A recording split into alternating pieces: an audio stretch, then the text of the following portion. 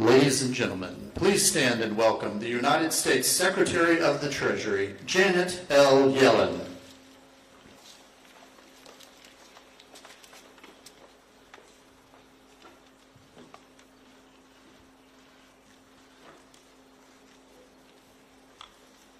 Thank you all for being here today. I'd like to begin by speaking about the groundwork that we have laid over the past year. Last April, I outlined our administration's approach to our economic relationship with China. President Biden and I are clear-eyed about the complexities of this relationship. Our priorities include protecting our national security and that of our allies, advancing an objective of a healthy economic relationship with a level playing field for American workers and firms, and cooperating on China where both countries can and must. It's undeniable that the U.S.-China relationship is on a stronger footing today than this time last year. And this was not preordained. It was the direct result of President Biden's guidance to me and his cabinet to intensify our diplomacy with China and put a floor under the relationship. Over the past year, I've met in person with my Chinese counterpart, Vice Premier He Lifeng, 3 times, including in the San Francisco Bay Area, where I call my second home. We established economic and financial working groups that have seen substantive, in-depth conversations. These build on the candid and constructive meeting between President Biden and President Xi in Woodside, California last November. Through these exchanges, my team and I have been able to advance the interests of the American people. We've set forth our own economic policy priorities and gained an improved understanding of China's. We've advocated for specific steps to ensure American workers and firms are treated fairly. We've directly communicated American national security concerns, and both countries have clarified potential misunderstandings to prevent unintentional escalation. And we've restarted cooperation on issues where our interests coincide. Last November, the Vice Premier and I took the important step of affirming key areas of agreement, including a commitment to work toward a healthy economic relationship that provides a level playing field for both countries. This progress matters. Given the size of our economies, the U.S.-China economic relationship is among the most important bilateral economic relationships in the world. And it matters deeply for American workers and firms. In turn, the American people expect their leaders to do the hard work of economic diplomacy. That's not the type that always generates headlines. It's one that keeps at it despite the noise in order to advance a responsible approach to the complex challenges that we face. President Biden and I are committed to such an approach, and it's what brought me here to China. Over the past week, I've had the opportunity to make progress on issues that matter to Americans. I've had productive, direct, and extensive meetings over 4 days in Guangzhou and Beijing with China's economic leadership, including Premier Li, Vice Premier He, Governor Pan, and Finance Minister Lam. I've also met with those outside of the central government, including American and other foreign businesses, Chinese academics and students, and local government leaders with practical, on-the-ground economic policy responsibilities. Let me outline 3 areas where we've made significant progress this week. First, Vice Premier He and I agreed to launch intensive exchanges on balanced growth in the domestic and global economies. This represents an important part of my effort to advocate for American workers and businesses and gain a better understanding of certain PRC macroeconomic policies. Let me explain. During conversations this week, I underscored again that the United States does not seek to decouple from China. Our two economies are deeply integrated, and a wholesale separation would be disastrous for both of our economies. Even as we take action to diversify our supply chains, we seek to preserve the broader trade and investment relationship that can benefit American workers and firms. China is a key market for American products and services, and competition between our firms can spur greater dynamism and innovation in American industries. The American businesses that I spoke to in Guangzhou underscored the significant benefits of a healthy economic relationship. At the same time, I expressed concern to senior Chinese officials that there are features of the Chinese economy that have growing negative spillovers on the U.S. and the globe.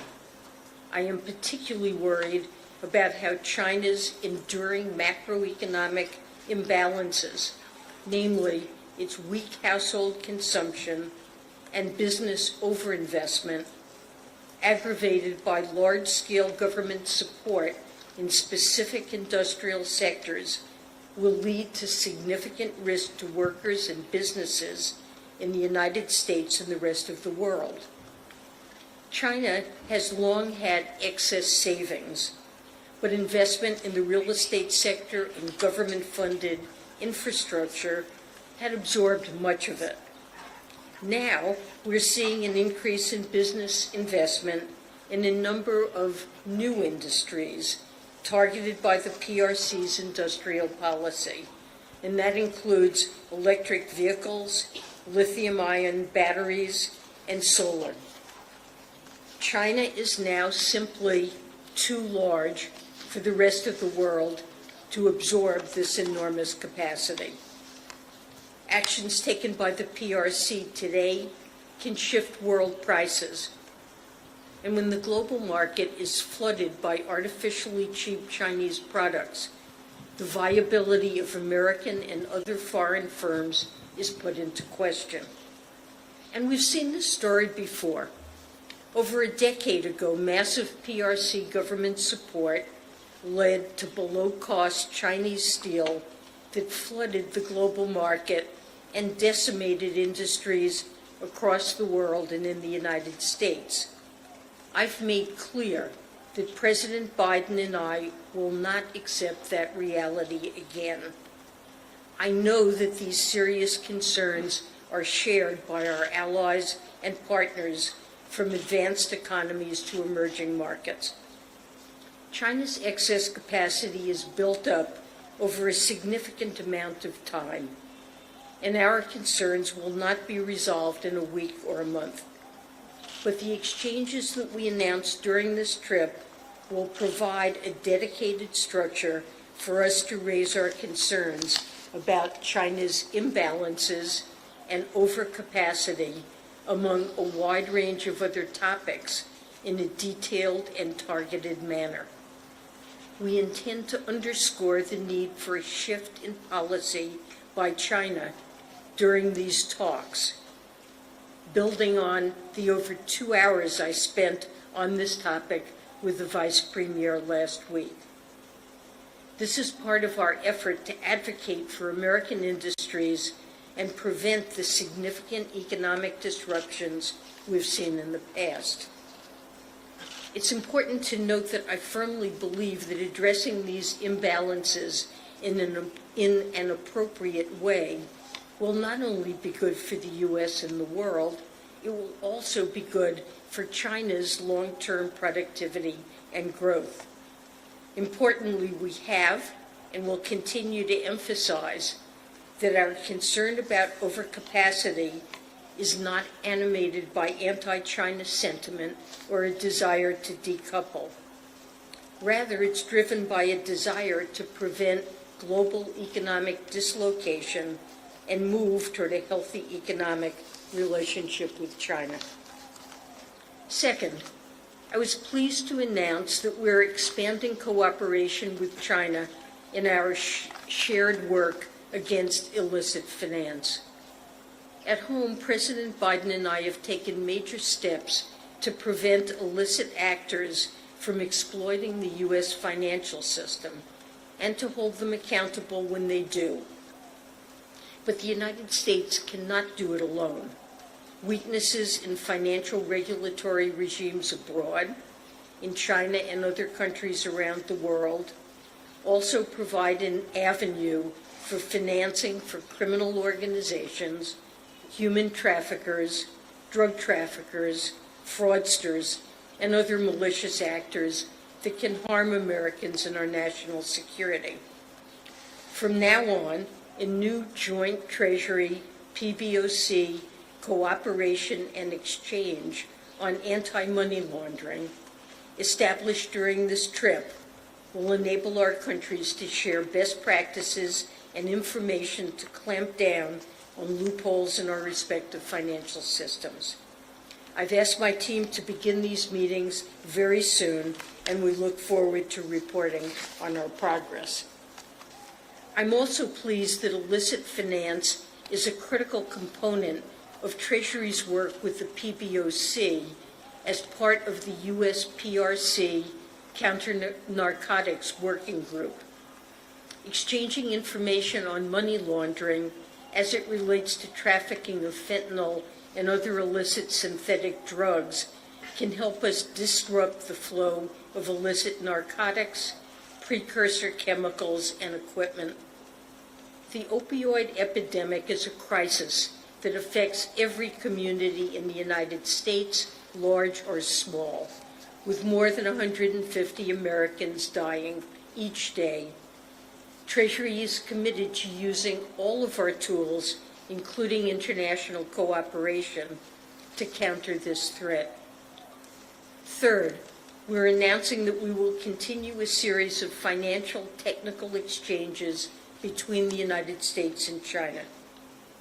Just like military leaders need a hotline in a crisis, American and Chinese financial regulators must be able to communicate to prevent financial stresses from turning into crises with tremendous ramifications for our citizens and the international community.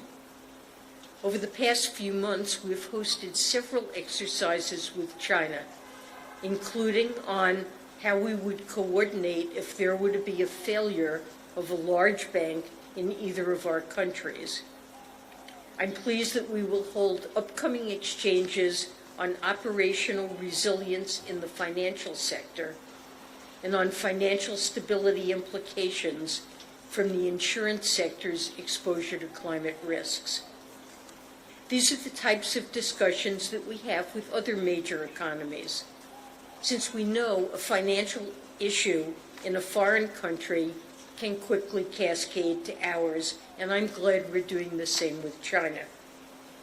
This technical exchange builds on other spheres of cooperation. This includes our efforts to alleviate debt distress in emerging markets and developing countries. We've seen progress over the past few months on specific debt cases, such as Zambia's. I have and will continue to push as hard as I can to build greater momentum in other outstanding debt cases. I've also been pleased by the progress we've made in conversations around sustainable finance, and I'm committed to moving our climate cooperation with China forward. Alongside these specific steps, I also exchange views with Chinese officials on the macroeconomy and national security. I shared my assessment that the American economy remains strong, with President Biden's historic economic agenda driving both our current resilience and long-term growth. We also discussed risks to the resilient global outlook. I was able to learn more about how the Chinese government views their current economic and financial situation and the steps that they have and are contemplating taking. These exchanges help inform our government's own economic decision-making. We also had difficult conversations about national security. President Biden and I are determined to do all that we can to stem the flow of material that's supporting Russia's defense industrial base and helping it to wage war against Ukraine. We continue to be concerned about the role that any firms, including those in the PRC, are playing in Russia's military procurement. I stress that companies, including those in the PRC, must not provide material support for Russia's war, and that they will face significant consequences if they do. And I reinforce that any banks that facilitate significant transactions that channel military or dual-use goods to Russia's defense industrial base expose themselves to the risk of U.S. sanctions. We also exchanged information on the use of economic tools in the national security space. Going forward, I believe that we must continue to discuss how each side defines national security in the economic sphere. While the U.S. needs to continually evaluate its national security measures, given the rapid pace of technological development, we're committed to no surprises. We've privately and publicly laid out our perspective at length, along with the principles and processes that we undertake in formulating our policies. Our actions are implemented through transparent rules and regulations with ample comment periods. And we would welcome transparency from the PRC on its national security actions and greater clarity on where it sees the line between national security and economic issues. This would provide greater stability to the relationship while also helping foster confidence for firms doing business with the PRC, which is in China's interest. Vice Premier He and I committed to stay in close touch about these issues. The United States will also be hosting our Chinese counterparts next week for the fourth meetings of the Economic and Financial Working Groups, where these issues will be discussed at length. So let me end with this. The work of diplomacy is not easy, but in the few months since the Woodside Summit, and certainly since I visited Beijing last summer, we have taken major steps to stabilize the U.S.-China bilateral relationship. And during this trip, we've been able to build on that foundation to move the ball forward on specific issues that matter to Americans. That does not mean we have resolved all our differences. There's much more work to do, and it remains unclear what this relationship will endure in the months and years ahead. But as we proceed, we must remember that its trajectory is not predetermined. It depends on the choices that each of our countries make. I know that the American people expect a clear-eyed approach to China, one that proceeds with confidence about the economic strength of our country and protects our national security, while finding a way forward so that both countries can live in a world of peace and prosperity. The President and I are firmly committed to continue to deliver on that. Thank you. I'd be glad to take your questions. First question goes to Alan Rappaport, The New York Times. Thank you, Secretary Yellen. Following your meeting with the Premier, his office put out a statement saying that the U.S. should refrain from politicizing and national securitizing economics and trade. and appeared to be dismissive of some of the concerns that you raised about overcapacity. What's your response to that? And if China does not make changes, what types of measures do you think should be considered to protect the green energy industries that the Biden administration is trying to develop? Well, I believe that in several hours of conversation on this topic, that I was able to make very clear the basis for our concerns about Chinese overcapacity, and that our concerns are not U.S. concerns alone, but also reflect the views of our allies in Europe, in Japan, and in developing emerging markets, Mexico, India, among others. So this is a widespread set of concerns, and I believe he heard very clearly my view that this is something that, if not addressed, will injure American workers and firms. And I think he also understands that we have concerns with respect to our supply chain resilience about developing undue overdependence on China as a source of supply in areas like clean energy, which will clearly be expanding in the decades ahead. And we need to have some participation in this, as our allies do. We agreed, as I mentioned, to launch intensive exchanges on balanced growth in the domestic and global economies. The reason for that is because the Chinese have heard our concern with the potential impact on American workers and firms, and realize that we need to discuss this and address this collaboratively. Next question goes to Fatima Hussein from the Associated Press. Hi, Secretary Yellen. Forgive my voice. Your counterparts brought up TikTok in your discussions. Was any progress made on resolving that issue? Is it practical to ban the app in the U.S.? And on overcapacity, what are you looking for China to do in sectors like EV and solar, where it already exists? Are you looking for voluntary restrictions on exports? So let me start with TikTok. It's a subject that was raised in our meetings. We discussed it briefly.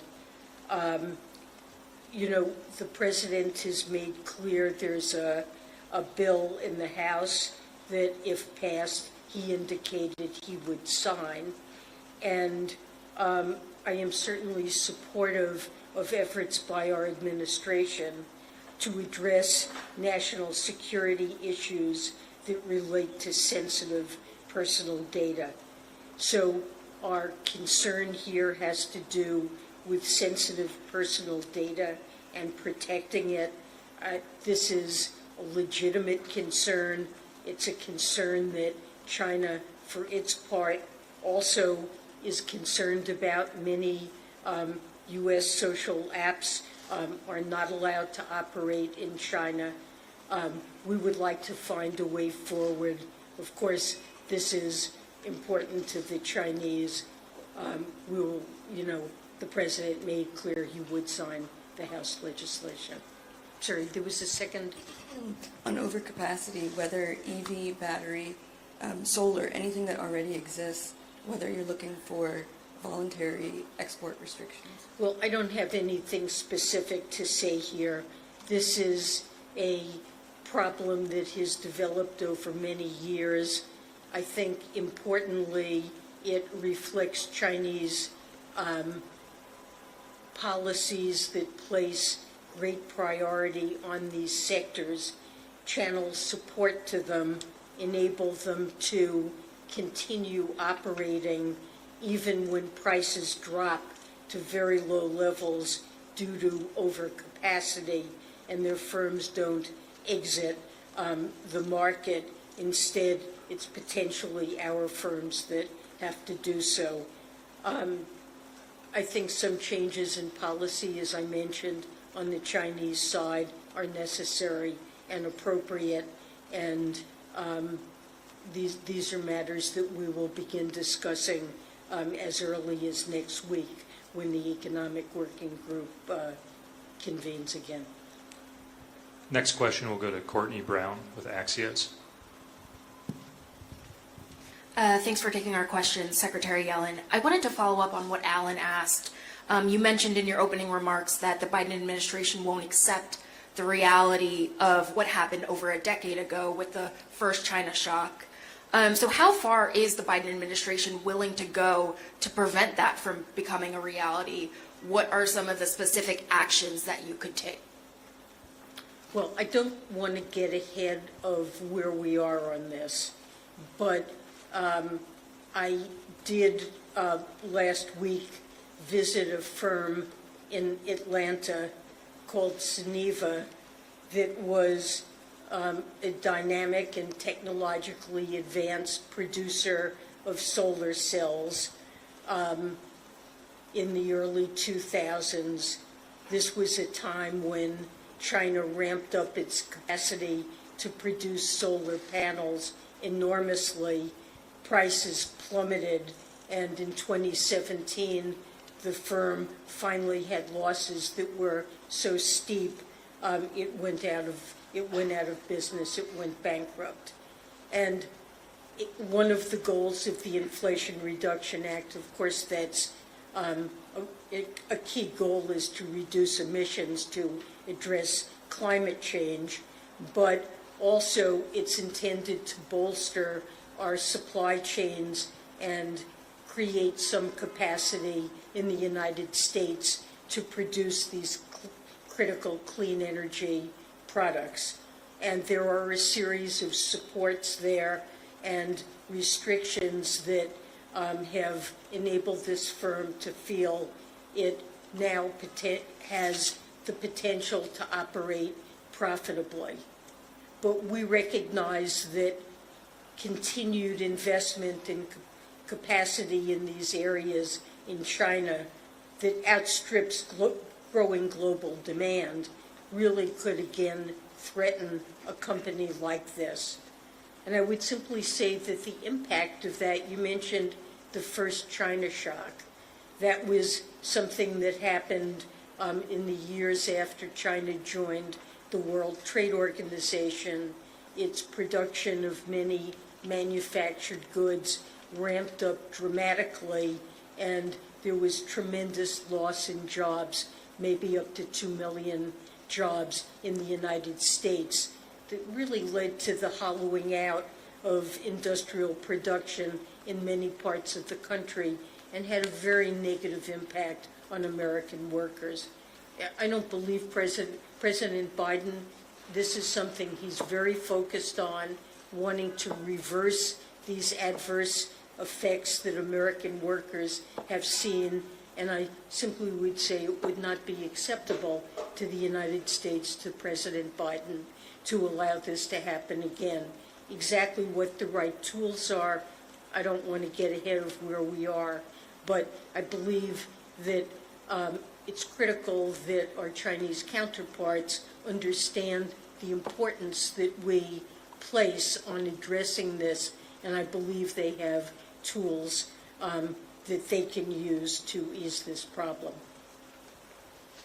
Next question will go to Andy Durin, The Wall Street Journal.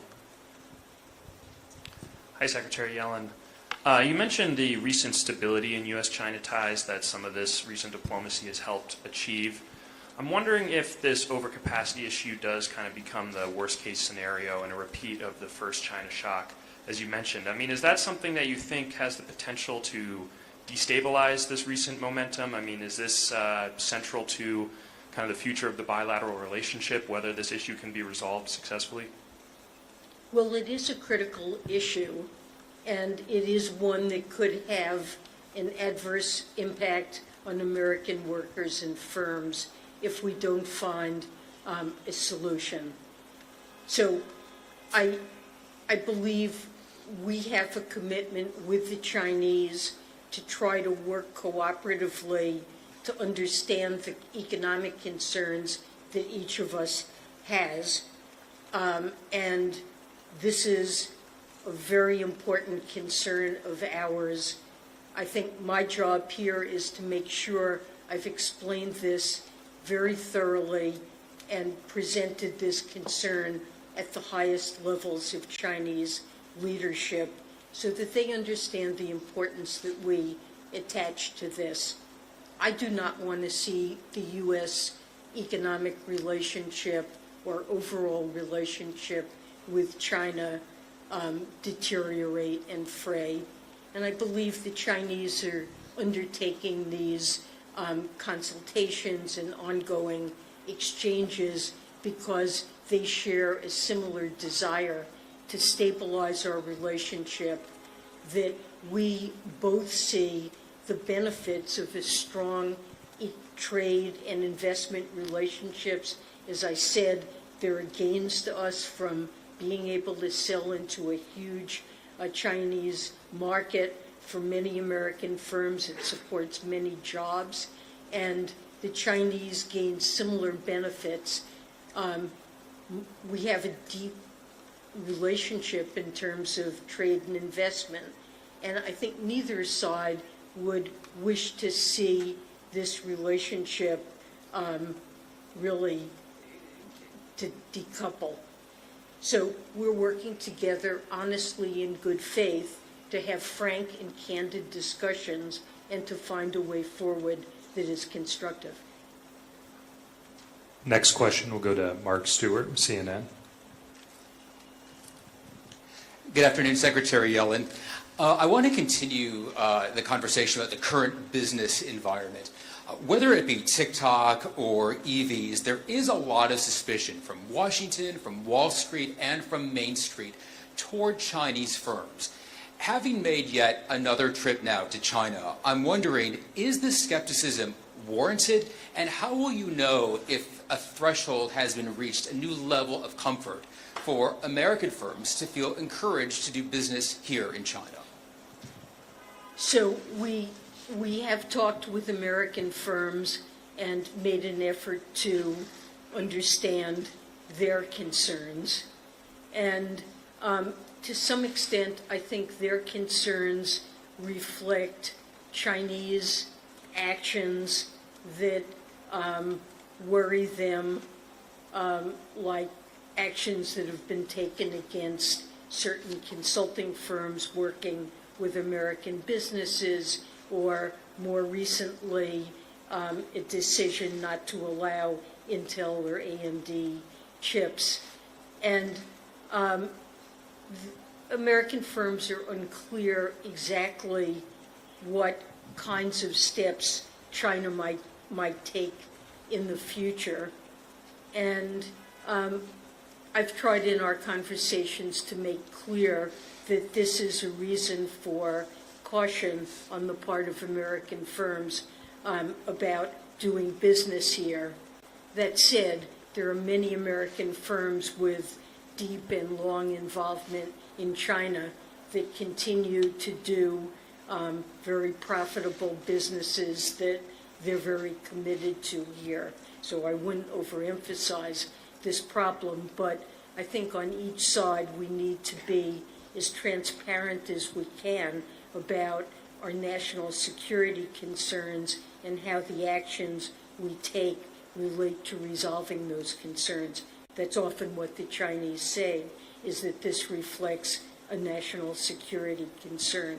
As I mentioned, when we've put restrictions in place, we've proposed rules, gone through a full rulemaking process in which we take comments and make very clear what the rules of the game are, and I think that would be helpful on the Chinese side as well. And the final question will go to Wang Liwei from Caixin.